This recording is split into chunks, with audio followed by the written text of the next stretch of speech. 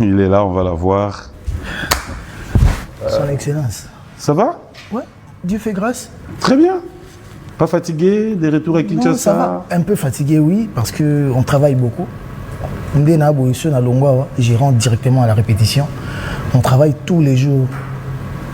Donc, banda lundi jusqu'à dimanche. Mais comment vous faites enchaîner concert pendant que il faut préparer Venemozana? Oui, mais pour que Flow continue et Moto la production mais pour le mois de juin on n'a pas de production. On est vraiment freeze. Tout vendu. On va pas bouger. Logiquement, on devait aller à Lubumbashi, je pense, pour un truc vite fait. Mais on est vraiment là, Toko Takumaki. Ok. Si on ira à Paris. Avec plus de détails, parce que je me dis. Héritier Watanabe, bienvenue dans cette émission. La carrière musicale, non? C'était le début. Oui, bien à la maison mère, bon, tant on est jeune, tous on est jeune. Oui, bien, zalaka, formandé, bétandoulé. Biso toi bateau, tout ça là que te décomplexa bateau. Que moi parmi les grands à s'occuper que ça la succès. Tant mon héritage régner parmi entre Judété, Babindombe, Jackie, Babindombe, Papi Kakol, Flamme Kapaya, Limbo dans la main de l'or, Mokiliwana Nyosoana. Donc on attend qu'il en était, Serge Mabiala, Gianni Cécile, on voit ma Didier Lacoste. Donc on a dit, oh, qu'est-ce qu'on est Zalaki? Il y a une possibilité à monter à côté à Zalaki. Au format maison Merwana, il y a quoi qu'on est là-bas, sur ma base, je vais chanter à Yakoemba. Tu es en place, Oemba ni. Mais on a parmi, parmi, parce que c'est moi, c'est seulement moi. Moi et moi seulement. On a créé place.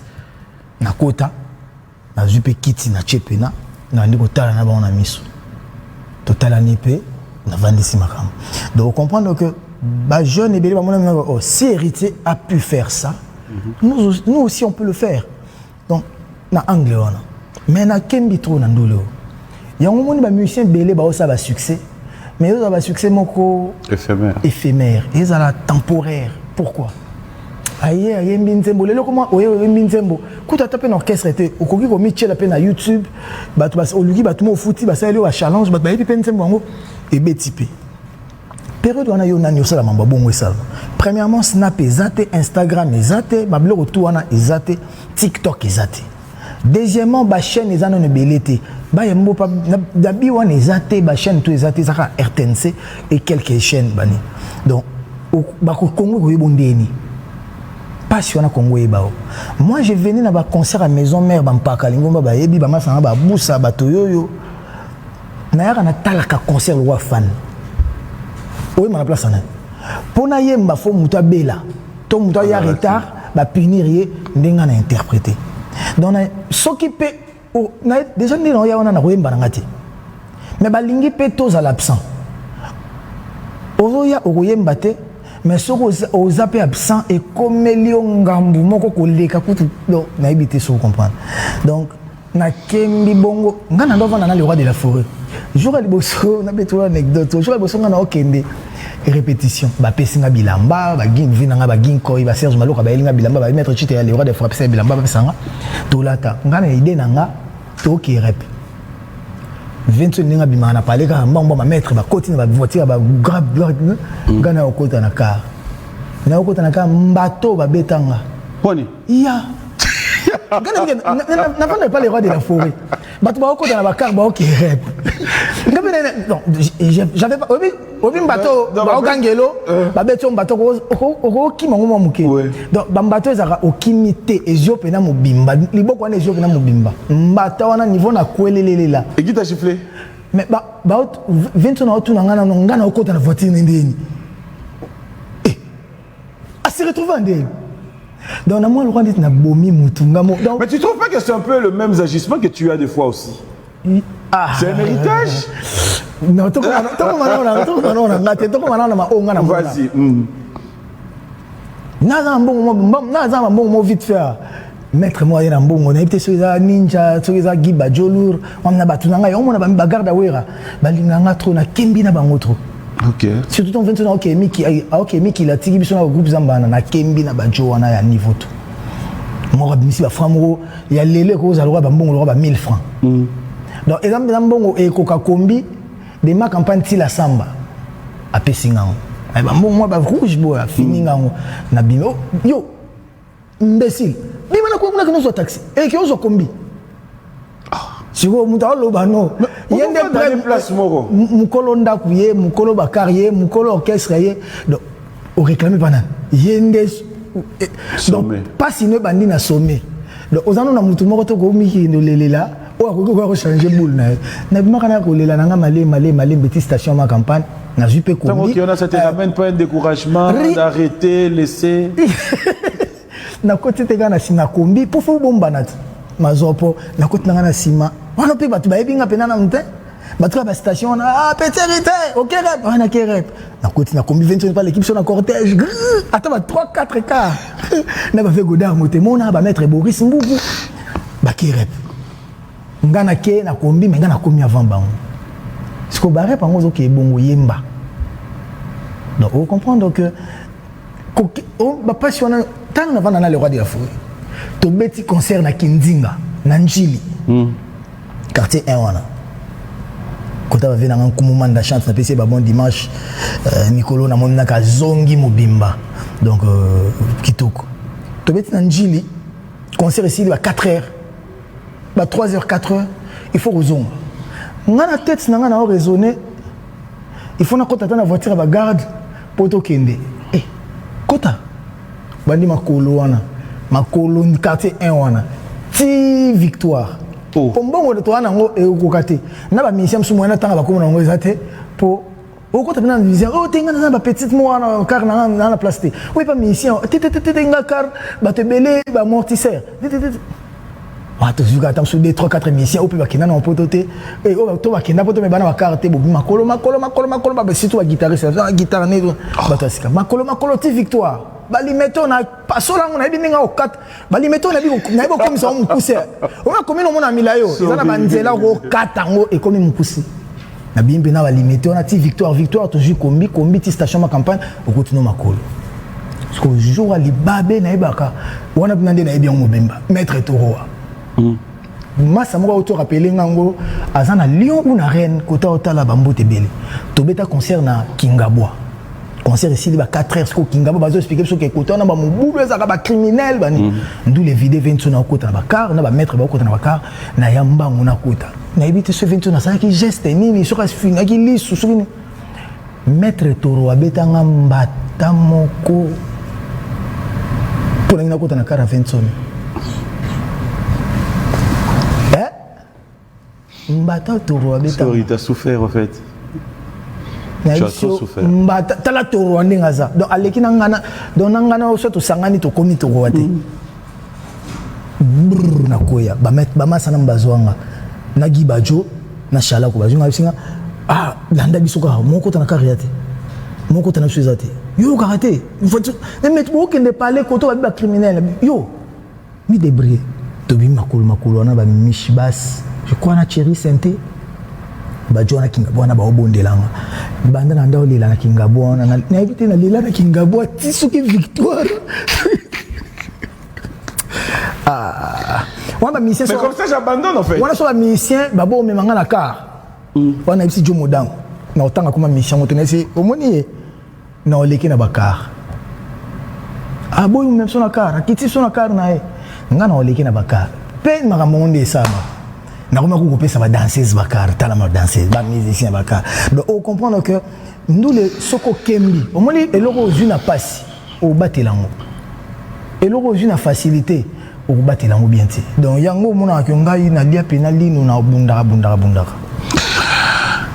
ah là là c'est pas facile te wana ko na betelo ya bien pour na lingi pe charger ba tuté makambo vie nanga mais na kembi ko lega wana musika bo ba musicien bakanai vana ba musicien bo nguba yo mto somba lipa yo bona somba lipa yo nde fo somba c'est quoi avantage na naka nango na ndo vendre pas les rois de la forêt ye muso ba luka talinga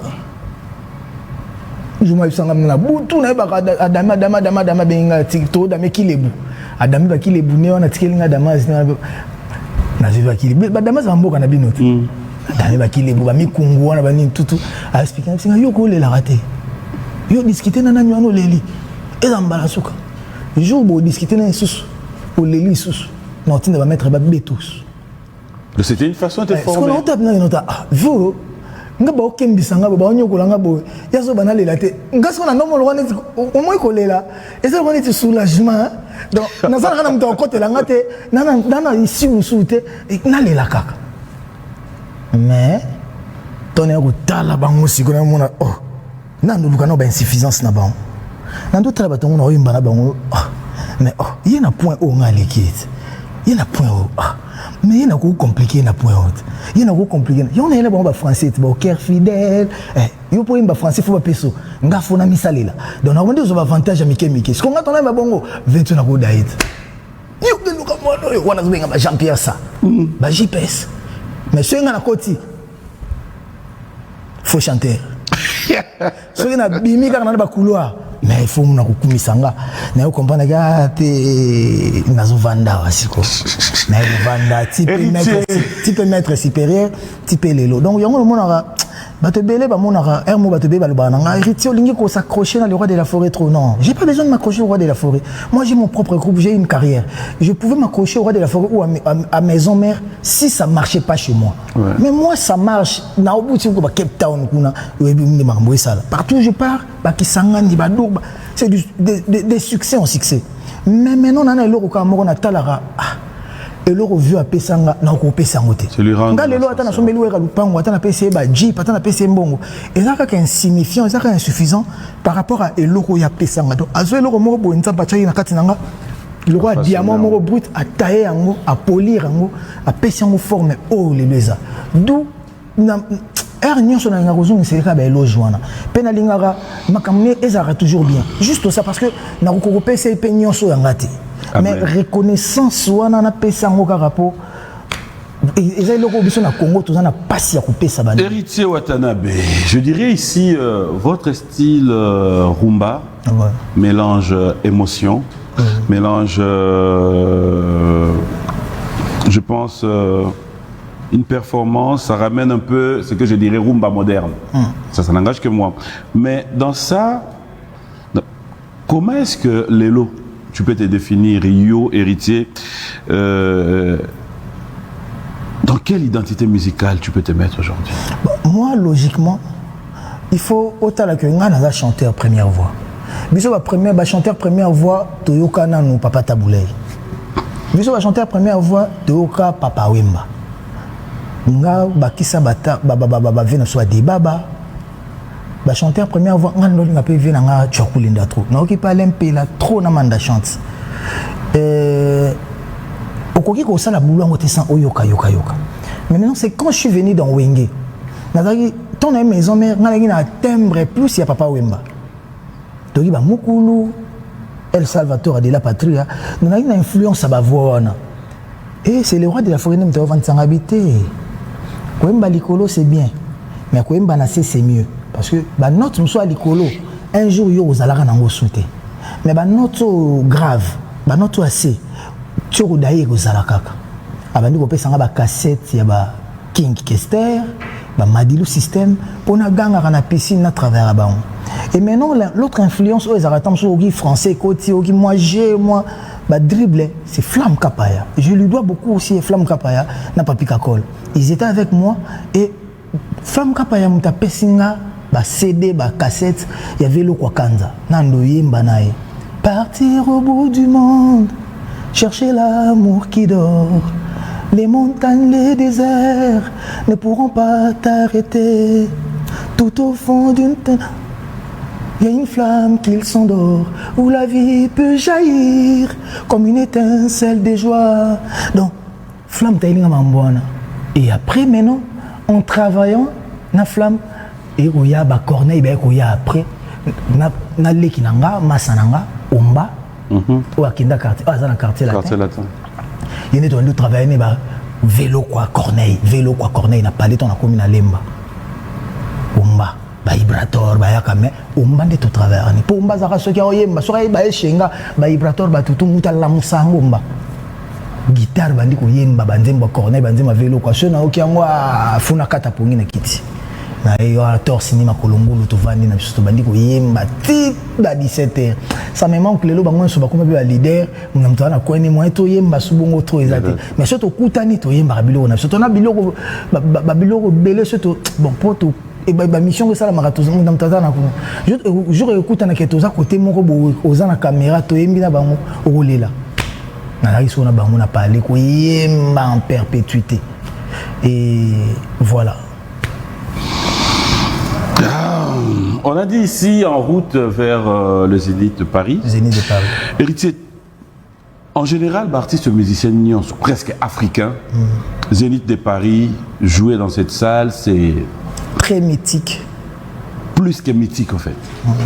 Parce que on en a tellement parlé, ça continue à garder sa grandeur jusqu'aujourd'hui. Que représente personnellement ces concerts pour toi? Les jeunes tournent ensemble. Bien sûr. Mais il y a un des autres accents que tout sur la vraie. Oui, ils ont un jour où ils vont au bit maquet. Si vous vivez en moi, ça va. Ok, na salle na vie na niveau na banana ngolu kambongo na salle vie na bundi na vie mais si ko moi ça va. Il y a un Zénith. Parce que Zol Wanetio PM Papa Mboma na maman bando tindo na chiki ba futelo minerval pour yo comprendre que yo komi moto komi mobali nga ndeto benga ko son excellence bon et un jour yo futé pe minerval o tinda pe moi na classe donc yo lo bando salelo yo pesi moi na damas o sombele elamba o sombele uniforme o tinda pe na classe imagine donc même manger va irtiana kaka bango na bango donc au fouter les minerval jour où fouter les moi na minerval mon ngi et donc on avait na ko fouter pe minerval ko o banda fouter là donc vie en moi donc si ko nga c'est ça les Zénith. Okay. Donc Salmo le roi de la forêt memaka pour la première fois à présenter kanga et na salle wana nga pe na ko mema batu na ko présenter bango na même salle donc ça veut dire que pour moi j'ai un sentiment de réussite. Donc, on a réussir dans la vie. Et l'équipe l'art et l'équipe m'a belé. Parlez-nous de cet événement. À quoi nous devons nous attendre ces jours-là? Cela veut dire que le public, qu'est-ce qu'on vient découvrir? On doit s'attendre à une autre direction musicale, on doit s'attendre... Non, je pourrais pas imposer une autre direction musicale. Pourquoi? Parce que les chansons que nous avons, mon répertoire, est bien. Mais c'est la manière dont on sale l'amour. Bateau barouya na concert on a PMT au Vanda. On a qui a été Tito Bengaki messieurs les chanteurs. Azapenda messieurs les chanteurs. Niveau toujours préparé channan. Niveau toujours préparé danse. Oui biso to qui critiquer ba générique sim baraté bani. On belé. Manda to banda na ba générique yango. Bazonga normal. Quand ba vanda na ba Batika la biso yango magoda tourbillon yamba mama souffezoya. Pardon? Yamba mama, yamba bébé. Yamba bébé? Non non yango te. Baba pada. Tourbillon de yamoto. Mais Malik Azate fala tourbillon c'est bon déjà. Tourbillon ti ba bidjané ba ivoirien ba jango déjà comme yabango. Serge Benoît botol biso déjà tourbillon za souya biso te. Allez siko roya na yamba. Tozo na yamba bébé yamba photo yamba mama. Ça veut dire Papi mama yamba mama yamba. Fallait qu'il Malik ayawa. Mais c'est que Malik Sainte ce qui Michael Jackson azaki turo, azaki vivant. Banga bandela We Are the World. Yim tanga betan. Malik Sainte. Oh. Tina ba église. Non to moni muta ko kaneta. Ba ketina ba mpe valongo, tina ba bima, tina ba catholique, ba to betaka ba harmonica, ba betaka. Mais c'est quoi le secret au fait? Azo mélanger harmonica, accordéon, fanfare, flûte, biloko to na sangisi yango vanda totala bango. Héritier, au créer autour d'Ayo, ça il faut reconnaître, hein, félicitations d'ailleurs pour ça. un groupe solide, équipe moko olelo toloba équipe de base. Bango ba mi benga ba certifié na swana kana bango certifié à wapi. C'est quoi quelle vision na yo pour venir na bango ça? Et ba musiciens wana surtout les instrumentistes hein. Ouais. Baza pena na boulot. Ma finga na kana bango tous les jours na swana kana bango tous les jours pour sortir kaka. Finga na bango tous les jours. C'est ce que tu veux dire en fait. Oui, parce que quand tu dis to finga na c'est comme toi et moi na lobi na lobi boy. Kasi côté to miko samarate. Té mais côté to miko samara yango wana tika ngana répondre. On finga na samte. Non. Yo finga mu dia finga na samte ma bo finga nit. Dieu voit tout, Dieu entend tout. Et pas Angelo va jouer au finga. Attends le milieu ayo boete. Ale bi na sam tema. Kuna va compter pas ça ils sont. Donc tout ça ils m'assument ils sont balé. To finga nit. Dans la angle voilà. Donc c'est une manière de parler et donc ça veut dire que to bon manakana bango danger. Pour pas bimisaka le meilleur de parce que na bi ke bango bazana talent wana. Et mingi basala rakutunga pe na ko sala ngoti. Donc pas plus tard qu'hier les aki ba guerre na ba Respire ba Sedambongo ba Mishka ba Makula ba ngana lingara bongo. Des chocs des idées jaillit la lumière dans la coula na marambouana surtout ngi na cheo tito tonga mokili yango mo biloko na tuezoya donc ces groupes là d'abord j'ai voulu que eux la groupe moi batmo so ba telemi ou un ba beau garçon et ça telo ko orchestre ba coula moi ba orchestre mo ba le kabo o banga bango surtout ekina mwana ukozo pe mwana chena sima amona bango te o bangi tena ba orchestre pe ta bongo utala bango te. Oh, ce qui se passe, c'est bon, na ba fanatique na bango, baka bon, ba sauvage. Siko,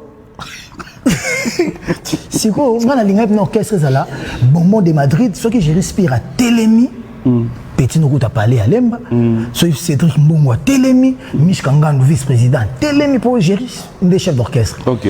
Vous comprenez que j'irai à Télémi. Ntélé l'arnaqué ba ntélé l'arnakou là ba télémi on a que ba beau garçon nando les arabes na bimité mais ba tozo yemba déjà na côté na Cape Town Cédric azo yemba na ba Mishka ba to na banda otala bango wana nga na zana skata sal na otala vidéo ndenge ba osa live on a que ba fi bazo kamwa bango na Cape Town ba mission propre il fallait ka ba ya on moni timi qui les sala bien. Même aussi aujourd'hui bah toi Sima Manzeku bah Pataché Clifton bah Pechuana au moins na que Clifton ou bah Kim bah Malik bah beau garçon ngani ngeno bongo tout ça bah musicien piga bah musicien mukabu te musique on peut bongo te musique on a kalana musique bah voyou te musique à lelo musicien azali éducateur à masse musicien azali mutu mo azo pe sa profil moko ya propre il y a propriété il y a bien oh bah tu bah kokoko Hollanda ba mission ba comment ba égérie ba comment ba mannequin ba ni donc biso on a besoin d'image on a so biso tozo suka kana soko yana présence c'était au kokota te to suki on a te na ki salu siko au moment que ba yebi na mpe boulot ngapena ngena na formateur orchestre na formé on a formé wana donc na forme na fond is solide yango moni lelo na banzembo ezobeta na bato. Obi que un artiste msoko qui peut boîte bando côté boîte tu peux bimi babé tinzembonete il faut mutuner moi za na kati na futi DJ moi 50 moi 100 pour beta nzembone biso ce ko bumbisa rande loko wana ke ngana ko za la te na boîte pendant une année mais babé tabiso ba novela segoya ba BM ba tout en noir ba D on que nzembo héritier faut beta tourbillon fait beta magoda ku tu ebinde to ndo vendre to vendre boîte mon matil ko ba kit de quoi magoda tourbillon n'en parlons pas. Tourbillon comment ko bang est-ce que bika magoda na kena matanga ya grande sœur nanga bazo beta banzembo nzanga beta banzembo muta sente abetika tan bana ba sœur nanga ba kimanga bakenda ko matana po ba matana ba kiti bakenda ba yebi na magoda matanga ani wa yo mona concert do ozo baby ça ozo bon na biga mama sincère yo na lobby inspecteur Didi kelo ozo baby ça ozo bongisa na conscience na yo nièce ba ko bina magoda dégâts oh na ele ba so tourbillon mais des choses en fait je suis conscient heureusement que ça là pas ma nièce non moko mais est-ce que imaginez ba combien de nièces na biso on peut ba dans ba réaction papa tika bango babina ils vont danser quoi les magoda le magoda c'est quoi les magoda c'est les magoda les magolds et ça na bandenge belo au bâtiment les magots. Demagogues. On en anglais, demagogues. Il faut chaper ton anglais, demagogues. On a pour na Cape Town, ba Jobu, ba Londres, ba États-Unis. Après signification d'ango, ça veut dire quoi héritier? Moi si moko boazo ko samobali na e qui a veillé des prières, nzo ka ki osane kindumba. Ah Magoda là on les a conseillé. Magoda avait dit ça pena amour propre. Mon rôle en est tombé du ciel. Tombé du ciel, on a coutu bon, c'est-à-dire là la grande maison là la maison mais ça danger. Alex Tim, il y a un état. On a présenté Bruno Lubic. Ah, bon mon propre. Bon mon propre. Tombé qui est au moni bon dans la maison de changement en qui monter les bancs. Bon, on va 1 million dans 2 jours.